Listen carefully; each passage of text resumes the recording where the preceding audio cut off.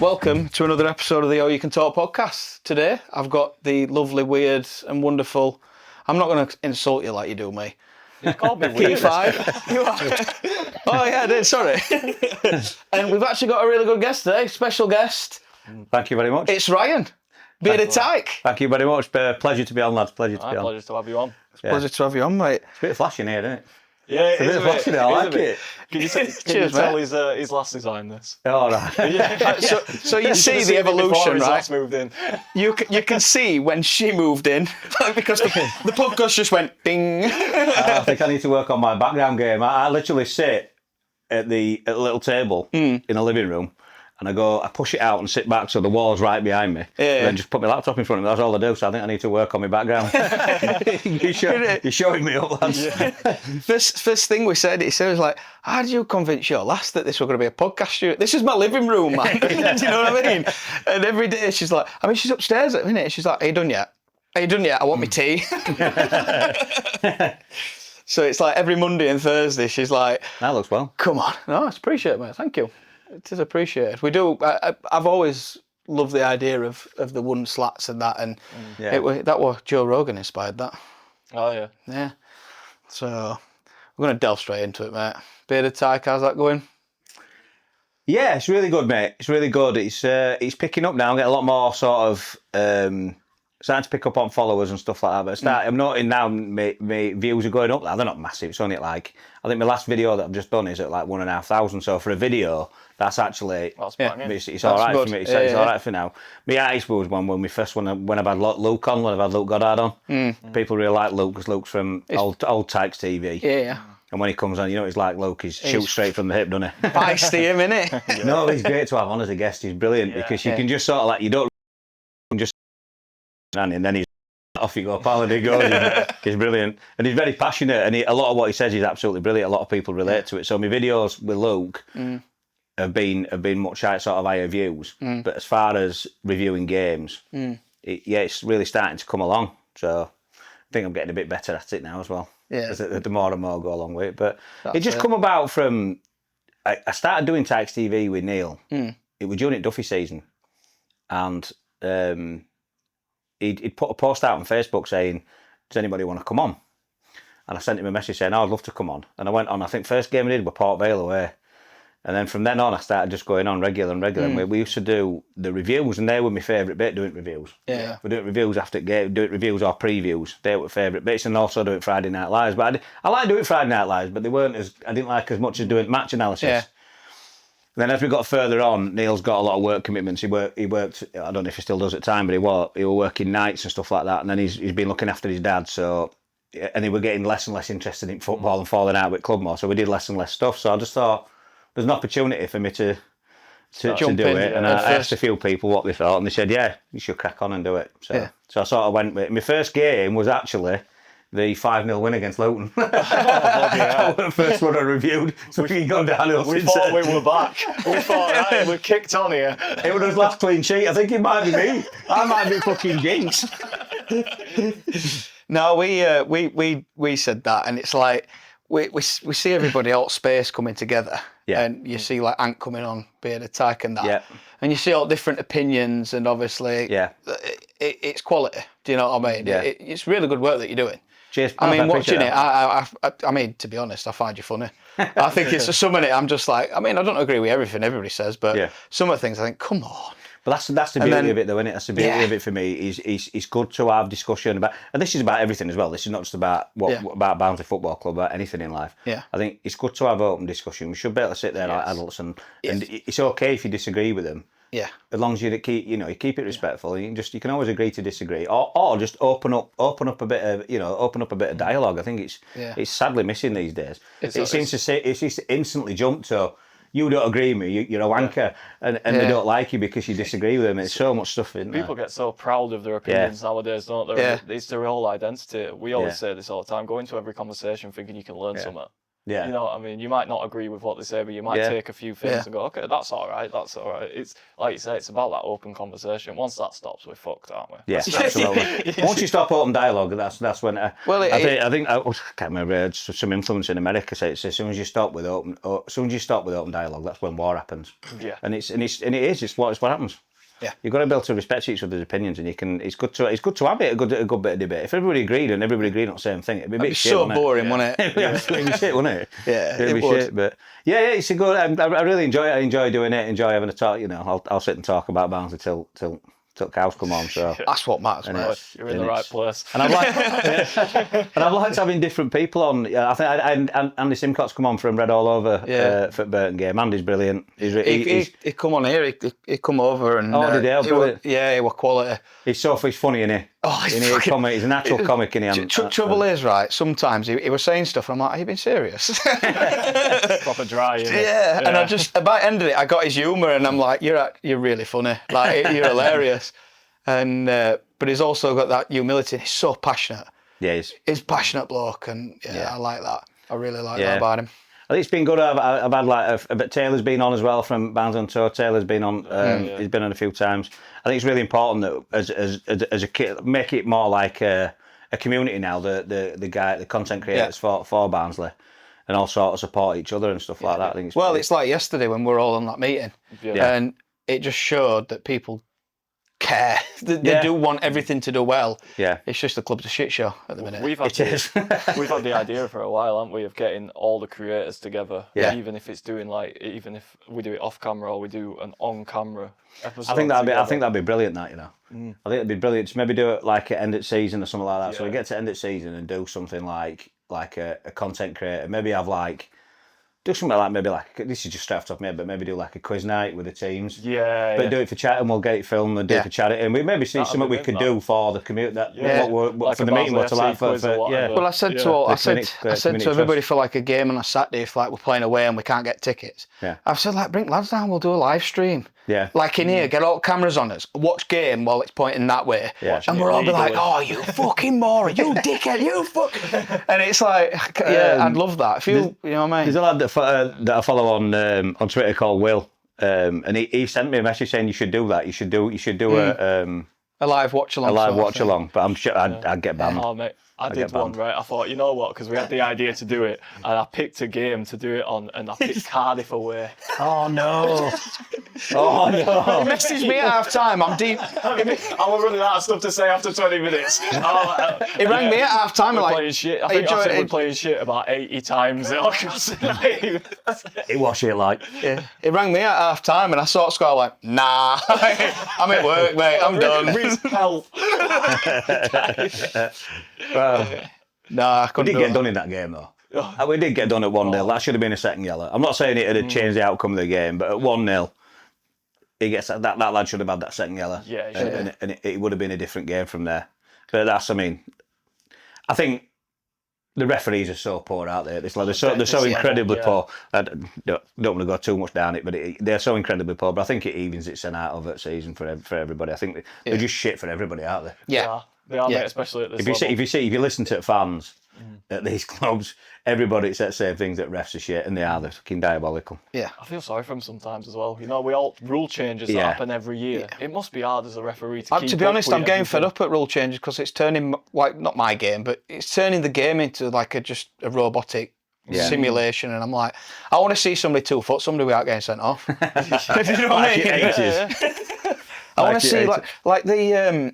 I can't remember which challenge it were against England the other night, and they're all saying, "Oh, that could be a red." And I'm like, "That's a quality." It got the ball, and it was just a rough challenge. That's the thing, isn't it? You can get a yellow card nowadays for getting the ball. Yeah, it annoys me. It's mad. It annoys me, and I just want to see, that's why I like in a man sport. Yeah, that's why I like Jürgen Nathan, because I just think he gets stuck in as much as his games, because he's improved, but he's also so inconsistent. But he gets stuck in. Yeah. Do you know what I mean? And I can't. He's a young lad, isn't he, though? Yeah. He's a young lad. He's gonna. Jürgen Nathan has games where, I'll give you an example. Liverpool away in Cup, he were absolutely outstanding. Yeah. He were outstanding. Yeah. Like a man possessed. He were unbelievable. Yeah. And then he has other games where he's just at Burton away, and he's absolutely awful. I think a standout one for Jürgen Nathan for me with Cardiff at home. I think he was phenomenal that day. He's got it in him. Vermel has got it in him. Yeah, he has. And because the player that reminds me of somebody who were destroyed by fans is Jasper Moon. He was a centre-back and I thought he could be all right, him. And I remember a mistake he made against Coventry. Yeah, I would at game, mate. And everybody, and they went at him, and I think it just blew his confidence away. Yeah. And he just couldn't recover from it. The thing is, Barnsley football fans in general, but Barnsley fans are ruthless. I mean, Marcus Shop didn't help him. No. Put him at centre I mid. have mixed opinions on this because as a youngster, I think it's necessary for you to go through dogs abuse. Yeah. I think because if you're going to be a footballer, you're going to have to take. You're going to have to take it, yeah. Dogs abuse. I'll learn to deal with it. That's where you find Learn to out shut it really out. for me if you've got what it takes to be a high-level footballer. Yeah. It maybe isn't as much out because they're all technically good footballers. That's why they've made it to professional level. Can you deal with it mentally? Can you deal with being called shit by 10,000 drunken lads on a Friday? Yeah, they can't kick a ball straight. Yeah. Can't run 10 yards without getting out of breath and kick a ball straight, but you're shit, by the way. I remember I watched a podcast with Sean. I don't know if you watched Ben Foster's podcast. I do, yeah. Oh, yeah. I love Sean Dyche. I love him. There's something about him that I just think old school, 4-4-2, get it in box. Yeah. You know what I mean? And I remember him saying to younger players, he's like, you've got to learn to deal with it, but you've just got to remember these people are IT consultants, not footballers. Yeah. So they haven't got a clue, really. No. Do you know what I mean? They're passionate. Fans are passionate, and they all, obviously, we're all the same. I've done the same myself, saying, you know, why is he not doing this? Why is he not doing that? But I obviously, then, I suppose if you really think about it, you're not behind the scenes. You're not training with them every day. You don't know what they're like as people. You don't know if they're giving you attitude. Or you don't do something like in the interview today with Connor, where he said that Georgie Gent's not getting picked because his standards are not there. Standards are not there. So I mean, for me, where's the team's standards recently? Yeah. Do you know what I mean? I was just about come to say, on. when you're talking about players not performing to the standard, what is the standard? And I've always asked this, especially this season. Yeah. Who's the player in that dressing room who's setting the standards? Who's the couple of players who you look to in training every day, or you look to on the pitch, and you go, "Oh, they're setting the example." Because I struggle to find, other than maybe you and O'Connell and Didsy, I struggle to find them. Yeah. Yeah. I've seen a lot of times where I think Patrick Kelly. I think Patrick Kelly's. He puts a really good shift in all the time, but again, he's still young and he's getting played out of position.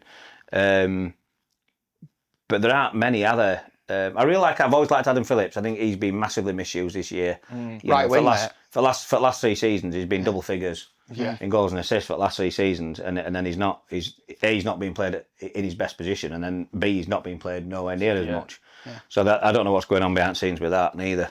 But it's just we're a frustrating watch at the minute. We have been for a long time. One thing that I've said that's encouraging for me though is because I hear people talking about recruitment and things like that. Yeah. This last year, recruitment's been really good. The players that we've signed, Kelly, Cleary, Didsy, for example. I know Didsy's Connor's mate, but it's still a good signing. Yeah. Is it Owen O'Connell or Owen O'Connell's a good signing. Banks is a good signing. Banks is a good signing. We're getting the signings in. Charlie Lennon's a good signing. He is. There is some good sign. It's a strange one, because when we come back to when we talk about the January window, and I put out that video, and I really did. I went for a club because because we'd not got the striker in, and it would half true, but a lot of it were down to passion as well. I was just passionate that we'd not done it, and I was just livid.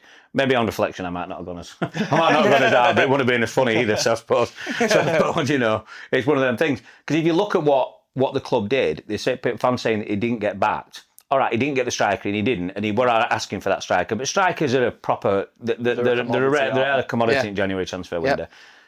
Clubs don't want to let good ones go, and they're not going to let them go unless they pay for them. Yeah. For example, DKD going to Wrexham for 4 mil. Yeah. Or whatever it is, reportedly 4 mil. Do you know what winds me up though, Ryan? Go on. Is that when fans are constantly like, "Oh, we only got 1.5 million for him." How do you know?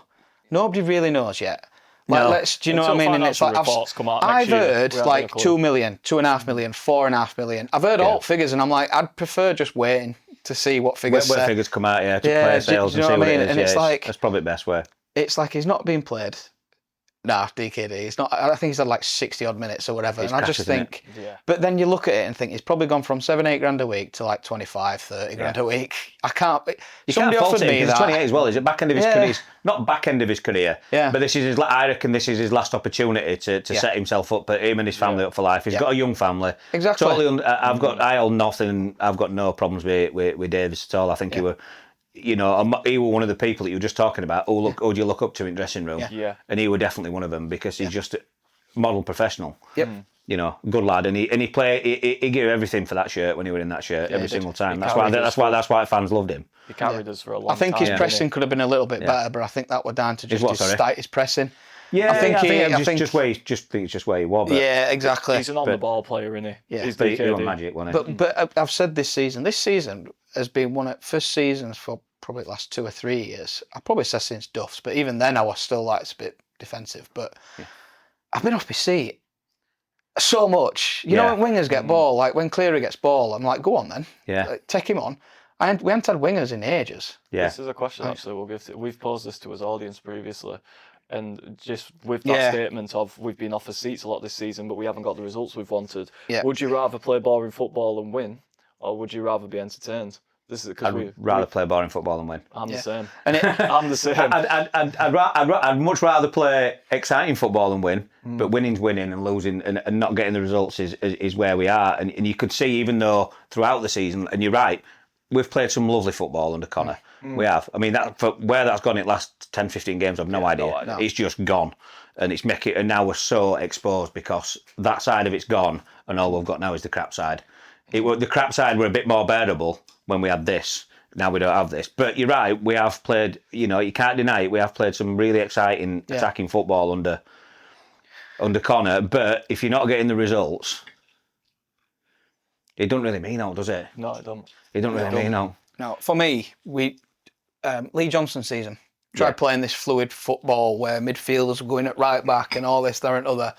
Then he went 4-4-2 and just went, right, wingers are getting ball and just let's get balls into the box to a big man. Yeah, it's interesting you said that. I think with Connor, because he said a few times now, we do untold work on defensively, and it seems like the majority of what they're doing is defensively now, where I believe at the beginning of the season, it was more about how we're going to play, how we're going to be fluid.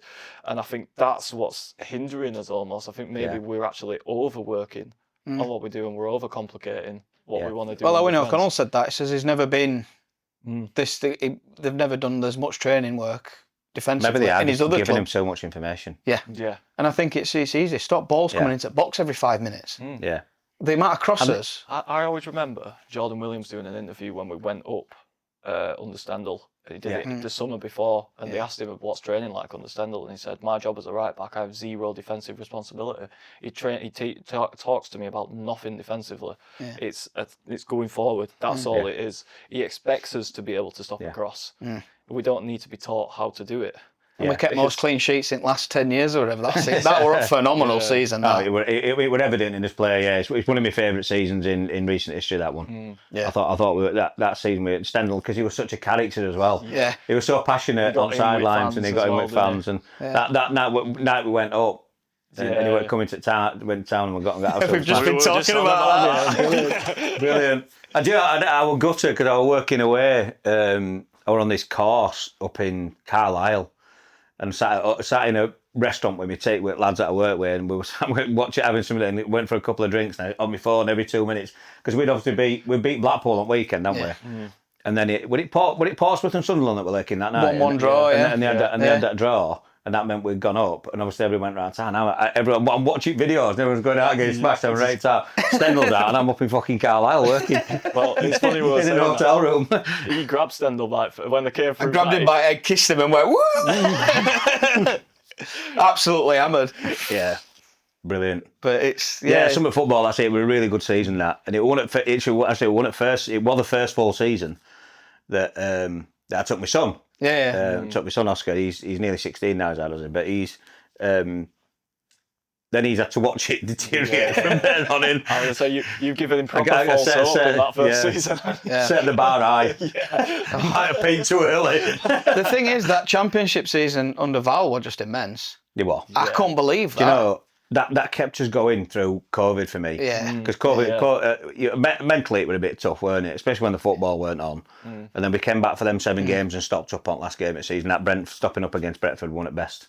Best moments I've had as a Barnsley fan. It was unbelievable. Oh, mate, I couldn't believe it. Yeah, but just me and my brother in his house. There were only me and him watching it, and we I fell over at fridge. Yeah, brilliant. Lost my voice and everything. I remember being in a pub in Halifax and just going absolutely mental.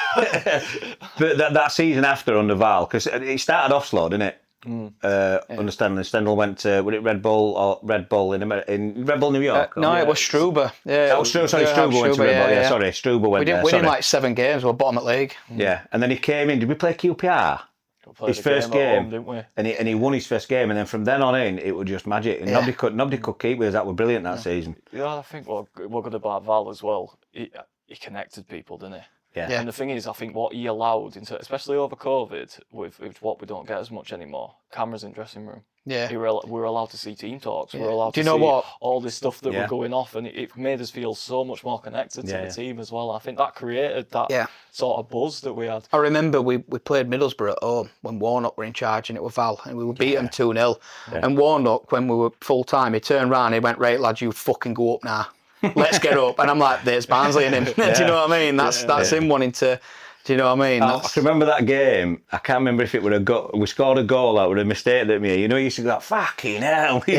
Warnock. You could hear it from the sideline because it was during game. It was on Sky. You could just hear. You could hear Warnock go, "Oh, fucking hell!" It's like it was a decision or whatever it was, but it was absolutely hilarious. Yeah, we always comment on Warnock because he went to TYKE for a bit, didn't he? I think is he still? I think he might still be there. Yeah, he's like 70 odd, and he's still towards 80 on that. Yeah. So Wenham should have brought him in. Yeah, but Lee Clark. Yeah, it's all good. What would you rate this season so far, Ryan? I didn't ask you the question. I think we're at about a 4, aren't we? Really, maybe a 3.5. It's not been good. No, it's not been good. You're right. Some of the attacking football's been great, but it's no good if you don't back it. It's all right having it there because it's basically kept us where we are. Yeah. But if you look at the form since end of September, we had that run, didn't we, early doors, and we got some few wins in. But since end of September, we've been pretty much on relegation form. Yeah. So at them points, we would be in relegation zone. After Christmas, we've won 5 games. Yeah. That's quite bad. We haven't had back-to-back wins since September. No, we have. It's not. Unless it. No, we looked at it last. Yeah, we did. It's too inconsistent, is what we are. We are. There were at times during the season where I thought, "There's a team in here." Yeah, there is a team in here, and when we were firing, you know, we'd have like 15, 20 minutes where we're like, "Well, Christ, we look really good." Yeah, we look really, really good. But it's not 15, 20 minutes is not enough. And Charlie said it on my video last week on review for Portsmouth game. He said, playing well for 15, 20 minutes is relegation form. You can't play well for 15 to 20 minutes because it's not enough. It's a quarter of the game. It's not it's the best part quarter of a game, and that's it. And then you're paying not so well for other bits. It's been difficult. Yeah, Connor's a new coach, and when he first came in, I thought I'm going to really enjoy watching. You know, back in the last season, he went to that 4-3-3, and we've been stuck in that 3-5-2 for 3 seasons, haven't we? Yeah. Although I like 3-5-2 under Duffy because he played it differently to Collins and Clark. But I was so glad to see it back of it. Yeah. And then, so there were some shoots there, and I thought I thought it might happen. Even I kept seeing Callum Fowler's video saying, we're going up. We're going up this year. I think he might have jinxed it, but overall, mate, it's been too inconsistent. That's where it is. Yeah. It's the defence is the biggest problem, and I'm not talking just about the defenders because you do defend as a team. You know, it's not, and there's been so many different things in the season that's led to so much inconsistency. One of them is the goalkeeper thing, with having Murphy Cooper in. It's doing me head in. And then having Owen Goodman in, who's not very good, unfortunately. And I want him to be good, but he ain't. We've had like 8 keepers in the last 2 seasons. Yeah, it's mad. Well, last season we had 5 keepers, didn't we? And it's just, so that leads to inconsistencies. For me, we should be playing Flav. It's end of season now. We're not. I was gutted. We're playing Flav. End of last season, right? He played that 10 games, and I thought, keep that momentum going for him. Yeah. Let him play. I'd rather him make mistakes than some loanee who don't give a shit. Well, but Goodman makes mistakes. In fact, he's made a lot of mistakes. Yeah. I don't think Flav would have made as many mistakes as he's made. What annoys me as well is we've got Flav, and we always say, I want a keeper who can play the ball. Flav's awesome with the ball. He is. Yeah, he is. Some of his footwork. I was right behind goal on Friday at Burton away. So I stood right behind goal, and when in first day when he were down at the thing, because he got a really good, we're all singing his name and stuff, and I think he looked really pleased. But the way he strikes the ball is lovely. He keeps it really flat. Yeah. He gets it over there, but he keeps it really flat and accurate, and he can do it with both feet as well. Yeah, I think he's naturally left-footed, but he can do it with both feet. He's 6'7". He's a big lad. He made 2 really good saves. Mm-hmm. Yeah. And then he got dropped for Owen Goodman, who comes in and has an absolute stinker. Stinker. Yeah. I think that's why fans are getting frustrated. And it's not that they don't like Connor or anything like that. It's just like, stop playing Phillips at right back, for example. Stop playing. It's another one of them contradictions, isn't it? We keep saying, like we were talking before the podcast, weren't we, about the want to build assets. Yeah. You've got a young keeper there who's clearly got potential. Yeah. But we're taking another club's keeper and playing him instead of his own. Well, we've barely played his own keepers, apart from a couple of spells where Jackson Smith were in, and then Flav last season. But for the last 3.5 seasons, we've played lone keepers. We've played, Harry Eisted, who were brilliant, by the way. Yeah. And then Liam Roberts. I love Liam Roberts. I thought he was brilliant. I loved him. But again, he weren't our player. And then we had the guy from Chelsea, and then we had the guy from Villa, and then Ben Kelly got. I mean, the way that we tried Ben Kelly last season was absolutely atrocious. Yeah, he was one of his best. He was one of the most consistent players last season. Yeah, he was. And then we let him go to bring some guy in from Villa, anyway, it's just such a mess. But I think coming back to your question, mate, about the season, I think the biggest one is defence. As a team, fully agree. One of the biggest problems is the back four. I'm not talking about them individually, but I'm talking about where he's constantly setting up. We want to play with fullbacks. We very rarely play with 2 fullbacks on each side. Yeah. There's very rarely been this season where we've had a right back at right back, a left back at left back. I know that sounds really, really simple, but we just haven't done it. And the back four changes so much that how can it be consistent? How can you be consistent when you've got to change? It's like changes all the time. It's been very rare where we've had a run of the back four being boom, boom, boom, boom, and that's one of the biggest problems for me. Constantly, I don't know what it is with left back and Conor Hourihane not wanting to play a left back at left back. I know we've heard the stuff about Georgie Gent today, but Ogbea's not played there. For me, Ogbea really helped Cleary come on because he took another man away and it gave Cleary space. So you've seen Cleary struggle because now he's got 2 men on him every single time. We've not got a right wing on the right wing, so you've got defenders all pulling over towards Cleary when he gets it and nullifying him instead of having to worry about both sides, both flanks. I think I almost think this is the inexperience of Connor showing. Because I feel like he hasn't got the answer, so he's just throwing shit at the wall. We've tried a false back 3, we're a wing back, we've tried a back 5, we've tried a back 4, but we've never, like you said, we've never played full back. The problem that I think is so rigid in what he wants to do. Yeah. And he wants that left back bombing forward and that right winger cutting in. So when Vickers came in, he looked quality at first. Vickers, I thought, and then he moved in, and then for some reason he played him at number 10 one game, and he just shot him. But same with Banks. He got 6 assists and 1 goal. At the time with Vickers, I thought Brighton's told him to play him in 10 because there's no way he's moved him. No. And then now I've seen obviously Connor doing other dodgy shit with players. I'm thinking maybe lock on him. And it's like Banks on right wing. Didn't he score like 1 and then he's got like 4, 5, 6 assists or whatever? I can't remember exactly. I think he got 6 assists from right wing. Yeah. And his first 6 then games. he's now left wing because he wants. He's playing left wing. And then we're not playing anybody we're not playing a right wing, and we're clearly sat on bench. Clearly, Alan Lennon sat on bench. I know Cleary's played last couple, hasn't he? But he's just, I don't know, mate. You can clearly see he's making mistakes, and it's really cost us. I mean, this is his worst season. I know we got relegated. We've been relegated a couple of times, but I'm talking about position as in the whole pyramid. This will be his lowest finish since 2002, 2003 when we were in administration. So there's problems at club, mate. There's problems at club, and I think if they don't address them quickly and change them quickly, we are 100% relegation contenders next season. Well, 100%. I think we're only 5 points above it now. Yeah, and I think we've got another win in us, though. I genuinely do. Yeah, the thing is, I think what it is with now, the bottom 3 are gone, aren't they? Yeah. You know, Rotherham are third bottom, and they're 11 points away. I think I can't remember if they've got a game in hand or stuff like that, but they can't buy a win, can they, Rotherham, unfortunately? And it's sad because I like Rotherham. They'll beat us. They'll beat us Saturday. Yeah. We'll see. Well, I'm going, so I'm going to get. We've got away. Sold out away, but Rotherham down are gone. You know, so there's only that 4th place there. Exeter have played 3 more games than us. Yeah. So they've only got 4 games left, and they've got some tough fixtures. So there is that 5 point gap. So they've got to get that 5 point. But There's also the other teams that are in between Exeter and us. They've all got to win as well, and we've got to lose them all. So it's.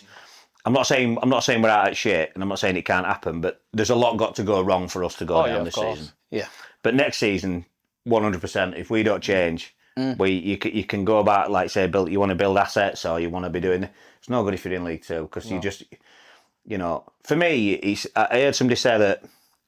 I think they want to go into League Two. Like, why would they want to? They'd have to put more money in. They'd have to put more money in. Keep up, aren't they? Yeah. And even with you get more benefits being in League One than you do in League Two financially. One thing that I found interesting though with Flatman's statement, because we did it with Ant, last week or week 4, where Ant Clare come on, a good who comes on behind the TYKE sometimes. Flatman's statement come out, but one thing I found interesting is that he said Nirav and Crines. He didn't mention any other investors who were putting money in. Yeah. That's all he said, is that Nirav and Crine, we can't rely on them to, them two income fund streams. It's like that were interesting to me. Have the others just gone, nah, not interested anymore? So, if you're an outside investor and you're looking at a football club to invest in, do you invest in us? I don't. I don't know. I mean, it's people. Yeah, I know what you're saying, because we don't own the club and stuff like that. But we haven't got any debt. No, we haven't got any debt. That's one of the things that. Listen, the owners are not doing brilliant. And I don't think it's because they're bad people. I don't think they've got any ill. In fact, I think they've got genuine love for the football club. Yeah. I just think they're not football people. The Reeves, an Indian, extremely wealthy and successful businessman from India. In India, in the national sports cricket, it's not there's not much football over there. So how much does he actually know about it? How much does he actually know about football and how to run a football club? I'm not sure.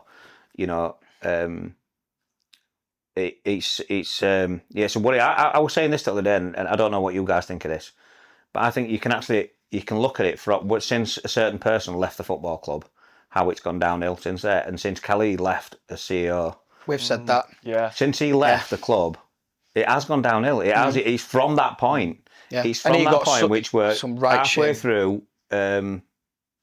halfway through the Collins season, wasn't it? Just after February. It was about he left, but he'd sort of gone on garden leave, because it was before we brought Mladen in. It was after that window, weren't it? Yeah. Mladen came in after that window, so Khalid had gone before that, because it were Bobby Hassel, weren't it? And thing that were doing the temporary director's role during the January window. When they split it into them two. And you can see from that point there, because we'd done brilliant. We did have a good season under Michael Duff. We did, and we were so unlucky to lose to go out the way we did. Stop it. That still hurts. I can't even. To this day, I've still not been able to watch it again. No, sir. I am. Yeah. I'll take that feeling to the grave with me. It was just so awful. But anyway, we had a great season. Me and Neil were saying when we were doing Taxi, it feels like we got his club back. Yeah. It really did feel like we got his club back, because we had some magic nights. The Wednesday at home, the derby at home, the second leg against Bolton. We had some great nights. We had some great nights. That as well was down to Khalid. Yeah, Khalid put them initiatives in, didn't he? Like that scarf day, he brought the sort of all the flags into Oakwell, didn't he? Yeah. He changed. He got too much abuse for no reason. The pre-match atmosphere was a lot better. It felt like, I remember walking into that derby game. It was the first theme day, if you will, that he organised. And I was the same as you. I was stood around going, "This is the Oakwell I know." Yeah, and even under Collins, in that terrible foot home shirt. Even under Collins that season, I thought that, come February, when we had Bolton at home, we're 2-0 up against Bolton. That win, and we end up drawing 2-2 with that ridiculous penalty that they got in 97th minute. But it's from that point, it went downhill from there. But up to that point, we could have gone. We were in touching distance then. I can't remember if we would have put us a point behind Derby, or we'd have overtaken Derby in second. And that were right there, and then after Khalid, and it was right there around where Khalid's gone, and they've come in, and then John Flatman and Thingy have come in. It's just gone like that.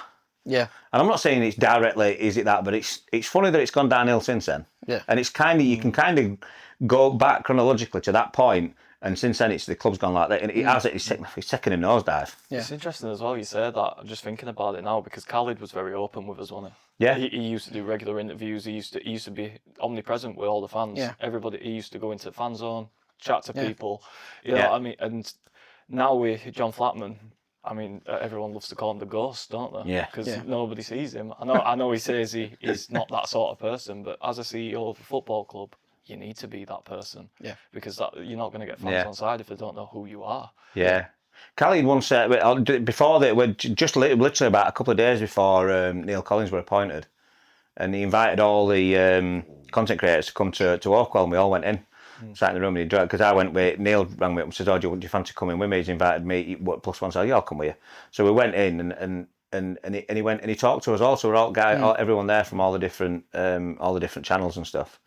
And he was really open, and it was really it was quite refreshing. I mean, it got a bit heated with some of them, like because some of them didn't like his answers, because they were talking about communication and stuff like that, and he were arguing that that we shouldn't have to tell the fans how far down we're getting a manager. And he says, I don't want to.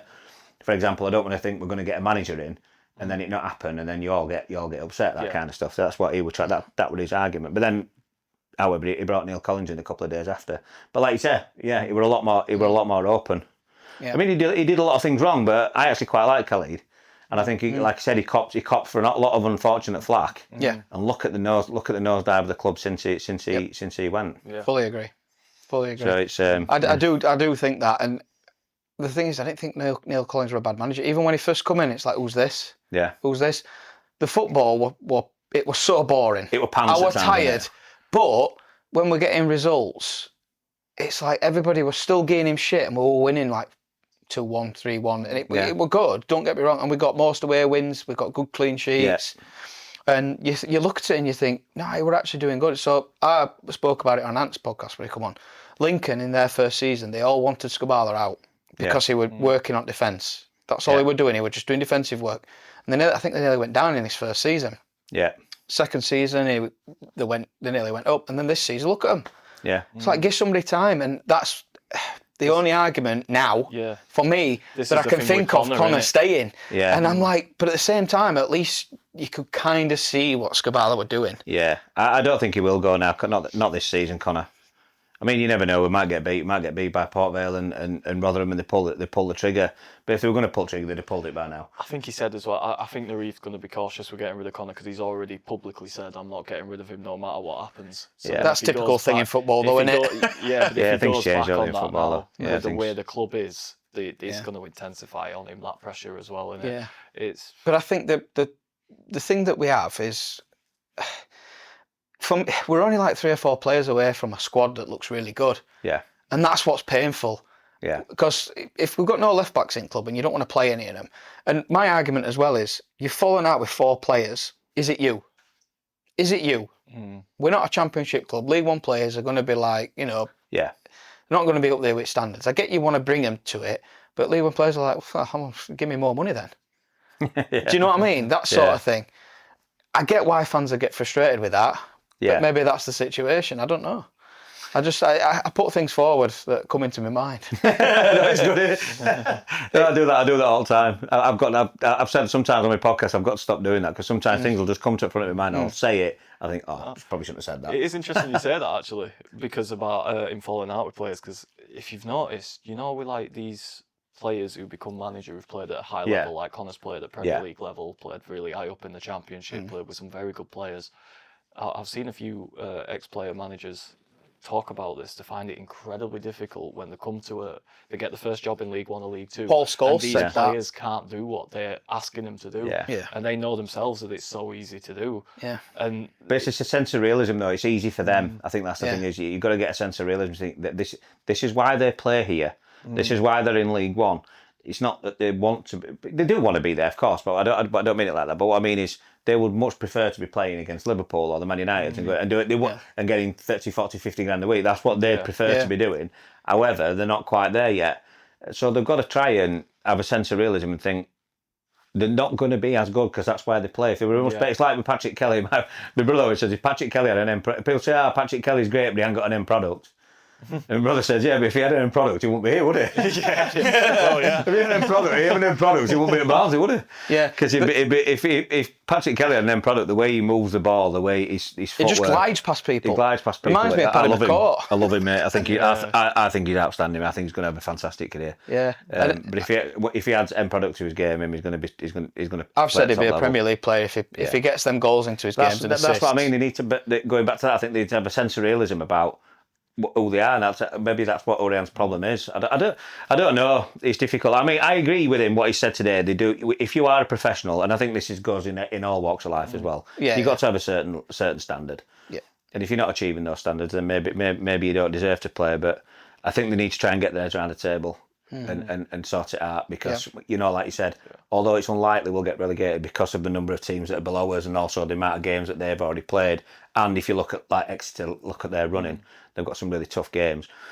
I've lost my chain of thought now. Where were we? Just about people getting their heads together. Yeah, get and try and sort it out, because we do need points. We do need that 3 to 6 points just to ensure that we are going to be 100% be a League One team next year. It's important. And they need to try and get around, because it seems at the minute that even if there are problems in the background, the side's got to come first. The club's got to come first, and he's 100% not playing his strongest 11. 100% he's not playing it. I don't think he knows it, right? Yeah, do you think he knows it? Yeah, I mean, it's not that difficult looking at it. Even if you go, like, for me, midfield three should be starting. Should be Luke O'Connell, Patrick Kelly, Adam Phillips. Yeah, those are the three.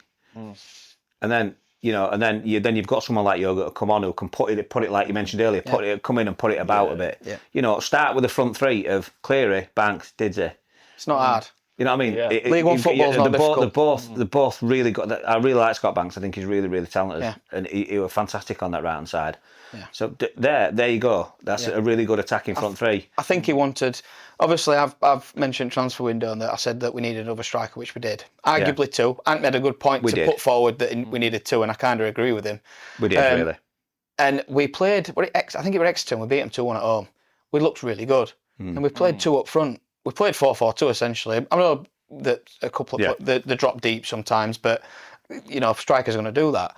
But we look so good, and I'm thinking if we'd have got them strikers, and I think we could have played a two up front, a 4-4-2, and that's what I think we need. Just go back to basics. I think we need to, if we're going to do that, because I do agree with you. If we're going to do that, I've said this before, we need more balance in midfield, because I do think we have too many players that want to go that way. Yeah, and we haven't got enough that want to go back there. Come back. Yeah. We haven't got really an out and out CDM for me. Yeah. I think Luca does it, but I think Luca would actually be a better. I think he'd be better as a centre midfielder than me, Luca. I think a lot of these. I think again, Luca Connell's one of them players that cops a lot of unfortunate flack off players. Yeah. He is actually a really good player, Luca Connell, but I think he's been unfortunate because he looks better just a little bit further forward. I'm not talking an attacking role. He's not. His defensive qualities are not really there. Yeah, I think I've said we need like a Kenny Dougal or something like that. Yeah, absolutely. To just a Sean Shithouse in middle there. Yeah, pretty much. The back four as well, because we've known for the last couple of seasons that especially this season, our problem's been in transition. We're all right when we're in the final third, and when all of us are back, we're pretty much all right. I mean, we still look shaky at times, individual mistakes, whatever, but we haven't got that player who can screen in front of there. The amount of times you'll see a ball go over the top, but gap between midfield and defence is ridiculous. And then you're almost asking back four to pull off miracles then. Plymouth's first goal. And it happened about twice before that as well. The warning bells were on where you could see ball coming over, and you've seen Shepherd look at it, and they let it go behind him, and they got in a couple of times behind us until that first goal on Saturday. I mean, it's a good ball in by Tollage, but that's Owen Goodman's ball all day long. But anyway, that's. I think we're not going to talk about him. The fact, one thing that worries you, I've seen today. Were it on Twitter? I've seen it somewhere that we're actually going impermanent for Goodman for next season. Why? I don't know how true it is that. Well, I don't know. I mean, let's see. I mean, I hope not. I've heard all sorts of stuff about Owen Goodman, and not all of it can be true. Claim to be in the know, though. I never claim to be. It's just stuff I hear. I don't think it makes sense when you've got Adam Jackson and Kieran Flavel. Yeah. I really don't. Why have we signed 5 keepers when we've had Jackson Smith and Kieran Flavel? Yeah. I think Jackson Smith's been treated appallingly, but I mean, he did get his chance last year, and he weren't great. He did really well at Grimsby again last season. Then he looks like he's doing brilliant again at Grimsby this season. But it is League Two. I know there's not a massive difference. Though, these times. There's not a massive difference. But I think if you look at how much Shep struggled and how good Bradford said he was last year in League Two, I think at the top end of League Two, I don't think there's much difference. But if you go down to the bottom end of League Two, I think there's some much poorer teams. The team he's in though, as well. The team he's got around him In terms of Shepherd's one of them, innit? He looked a hell of a lot better this season next to Ewan O'Connell than he did maybe a Mark Roberts or a Mael. I think he plays better in a 3 as well. He's not a left back. He was a centre of a back 3 last season at Bradford. Yeah. He's not a left back. No. So I think he's been winding me up. Yeah. It's winding me up because everybody's getting Shepherd flack. And it's not even his fault. I mean, don't get me wrong. I have said it on a few previous podcasts. His positional play is poor.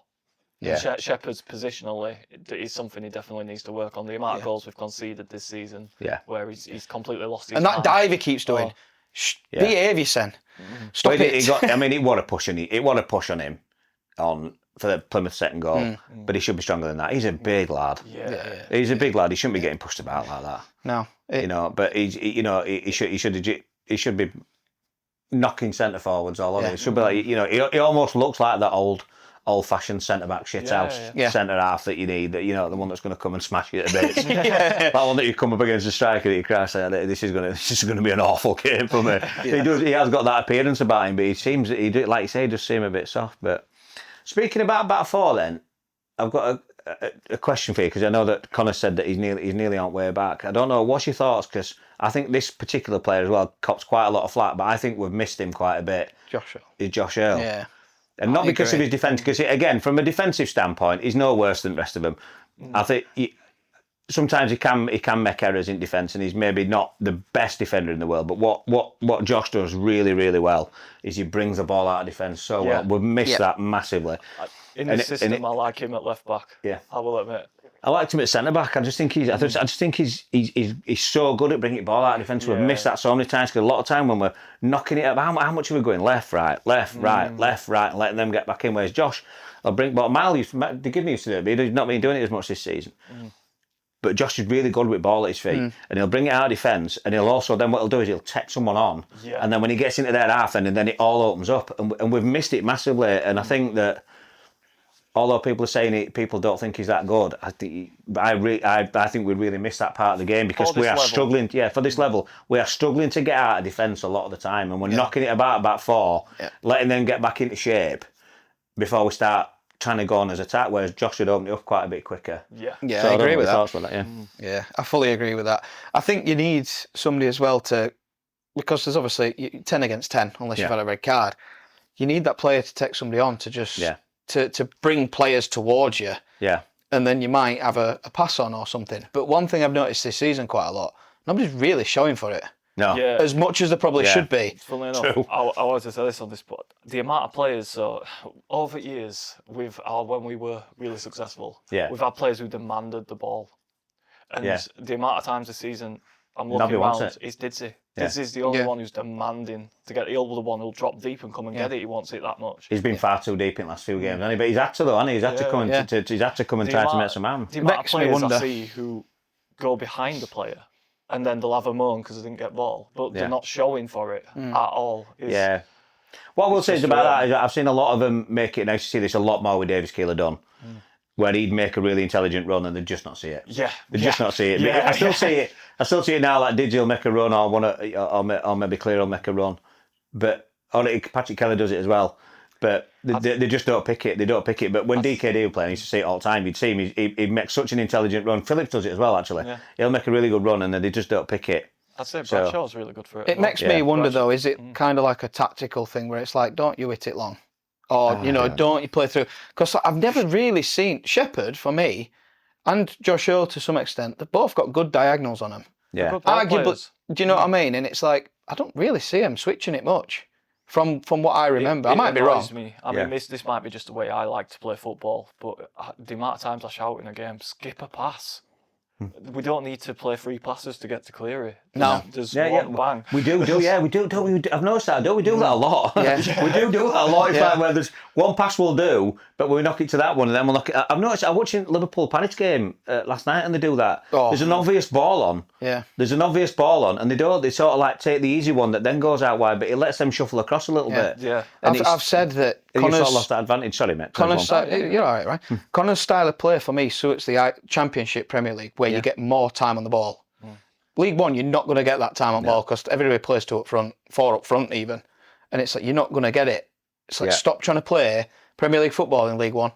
Play 4 wingers, crossing the ball into the box to a big lad. It's just like players on the pitches. I don't know whether they've been told make that pass, then make that pass, but for me, it's basic football. Make defenders turn round. Yeah. When you've got Cleary making a diag over there, why are we playing 3 passes to get to it? Yeah. When he has to come back. Just try it. If you get ball away, you get ball away. One of them's going to come off. Yeah.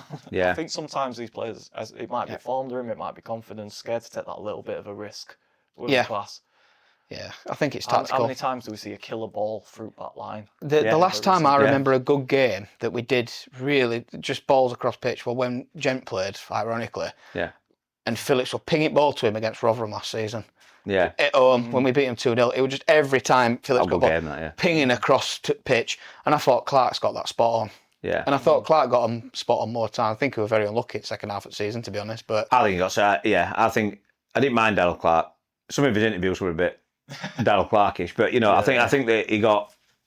I think they manufactured. I might sound a bit conspiracy theorist, but I think they wanted Connor in and they manufactured it. Yeah. With Johnny a transfer winner and sold him down because I mean they sacked him in 10th, 8 points out at playoffs in March. I would actually just been me and my wife's 50th last year, so we went to Spain. Went to Seville to celebrate for 4 days, and we came back and literally I got back on Tuesday and they sacked him, and it was that weekend after we'd lost to Blackpool, and it was just I just felt like it were there was still plenty of time left in the season to turn it round, and we're now God knows how many points away from thing, but I know we're 5 points off bottom 4. I know that many points, and Connor's still in job, and it's. He's lost more games than Daryl Clark did. He's got a worse points per game than Daryl Clark and He's Collins. worst manager we've had for a while. He's worst manager we've had since Poyer. Yeah, and do you know what? I really hope that middle of next season we're talking about being top. And it's like, we're 10 points clear, boys. What's happened? Do you know what I mean? Doubtful. You never know. You never know. It happens from season to season. There's always one team that gets up there. There's always one team where it happens, and it's happened where it's been Lincoln this season. Where you've got your obvious ones like it's been Cardiff, and then I think more last season it were. Although Wrexham only came up, they spent the money and they got up, and Birmingham.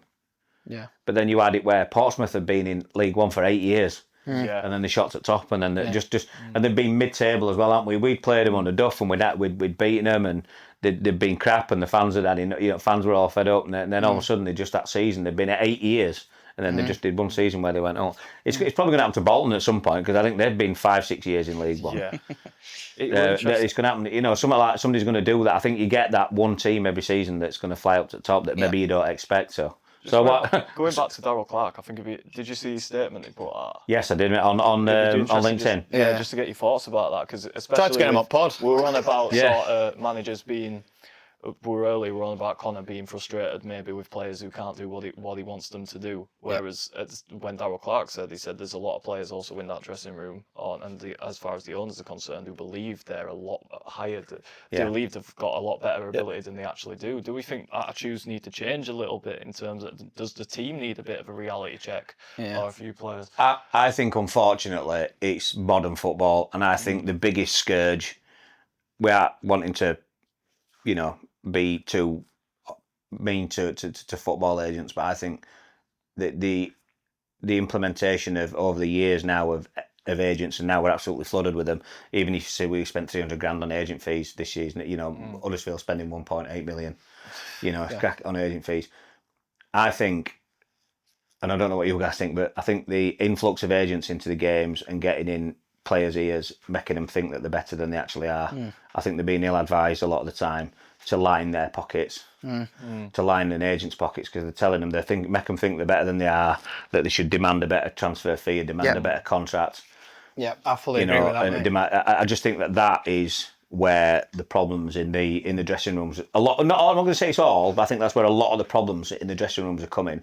Because players are getting attitude. In years ago, under the old-fashioned managers like your Warnocks and stuff like that, and your proper old boys, you wouldn't have had them speaking like that about a manager and coming out and disrespect to the manager. You got your fucking logos, you get your logos rattled. Look what's happening at Chelsea with Cucurella and Enzo Fernandez. Yeah. On international duty, they're like, I wouldn't turn down a move to Real Madrid.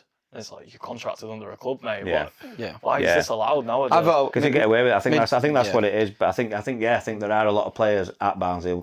We've got listen. I think we've got some really good players, mate. We have, which is why it's frustrating because it's not like we're saying we're 14th or wherever we are and we've had a poor season because we're absolutely shit. Some of the results have been shit, and the way that I think as a team, but I think we could just be, and that's a frustrating bit. I think we could be a lot better because although we've not got what I'd say is top 6 money, but neither have Lincoln. They've got 17th biggest budget, and they've just run away with league. I just think we could have been better this season. We've got some really talented lads. You know, we had Didsey, we had DKD. I know DKD's gone now. Adam Phillips, he's a quality player. Luke Conn, when he's playing, when he's good, he's really good. He's a really decent player. Jack Shepherd came back from Bradford, and Bradford absolutely loved him. Patrick Kelly's quality, Cleary's quality. Scott Banks is really good. I think we've got some really deep, talented lads in the team. Yeah. It's just not being played correctly. There's this constant formation. Remember we were doing that thing where we're playing inverted right backs and stuff like that? It's like, mate, it's League One. It's League One. The League One players. We don't need to be playing an inverted right back. Stop overcomplicating it. So what's interesting though is that I heard a rumour at the beginning of this season that James Crime were back in recruitment team. Yes. And that's when... That's been confirmed, because I were at the fans forum and they confirmed that. And that's when I thought, signings are a lot different this season than they have been in the last few. Yeah. And I thought, that's...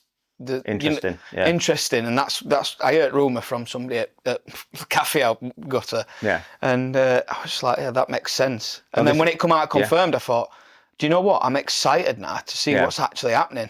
And as much stick as I got in January for saying what I said, we never make signings during the window.